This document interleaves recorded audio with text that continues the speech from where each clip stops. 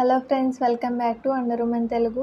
Friends, మనకి NTPC, group tea అలాగే AP forest exams త్వరలోనే ఉన్నాయి కదా.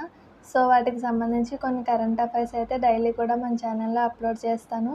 మనకి ఎగ్జామ్స్లో ఎలాంటి కరెంట్ అఫైర్స్ అయితే ఎక్కువగా అడుగుతున్నారో అలాంటి టైప్ ఆఫ్ కరెంట్ అఫైర్స్ నేను ప్రిపేర్ చేయడం జరిగింది. కాబట్టి అందరూ కూడా తప్పకుండా మన ఛానల్ని ఫాలో అవ్వండి. డైలీ కూడా ఈ కరెంట్ అఫైర్స్ అనేవి 1-2 సార్లు ఈ వీడియో చూసారంటే మీకు గుర్తుండడం జరుగుతుంది. ఇప్పుడు కరెంట్ అఫైర్స్ రాసుకునే అంత టైం కూడా లేదు కాబట్టి మన ఛానల్లో వచ్చి ఈ కరెంట్ అఫైర్స్ కనుక మీరు ఫాలో అవుతే మీకు ఎగ్జామ్లో ఎంతో కొంత యూజ్ అయితే ఖచ్చితంగా అవుతుంది. సో ఫస్ట్ క్వశ్చన్ అయితే చూద్దాం. ఆర్ఎస్ఎఫ్ విడుదల చేసిన 2025 ప్రపంచ పత్రికా స్వేచ్ఛ సూచిక ప్రకారం భారతదేశం యొక్క స్థానం ఎంత? ఆన్సర్ వచ్చేసి 151వ స్థానం. 2024లో వచ్చేసి 159వ స్థానంలో ఉంది. అయితే ఈ సూచిక ప్రకారం ఫస్ట్ పొజిషన్లో ఉన్న దేశం ఏది అంటే నార్వే.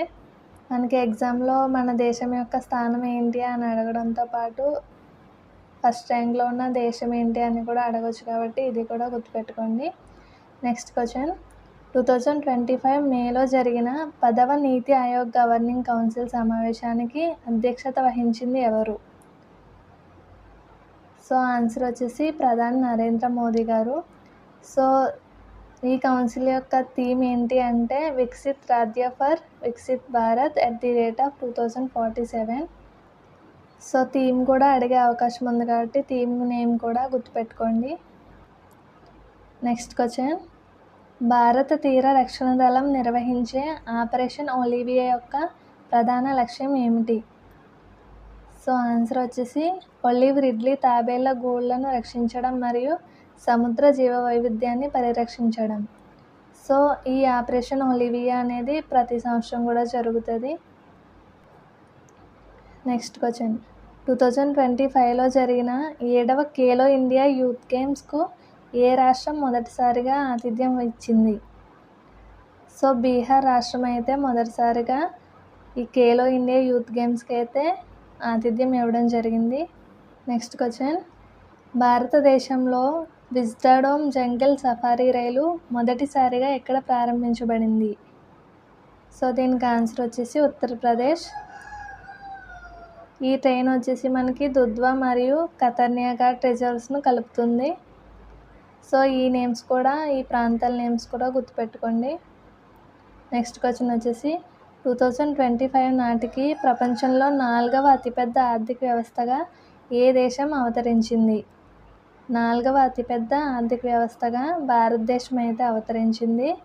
సో ఫస్ట్ ప్లేస్లో ఉన్నదైతే యూఎస్ఏ, అలాగే సెకండ్ ప్లేస్లో చైనా, థర్డ్ ప్లేస్లో జర్మనీ ఉంది.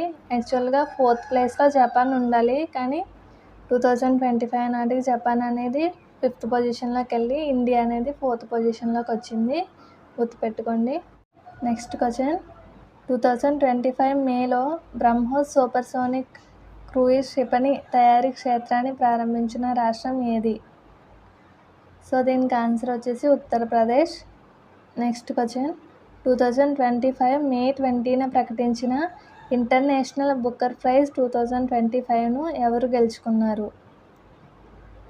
సో ఆన్సర్ వచ్చేసి బాను ముస్తాక్.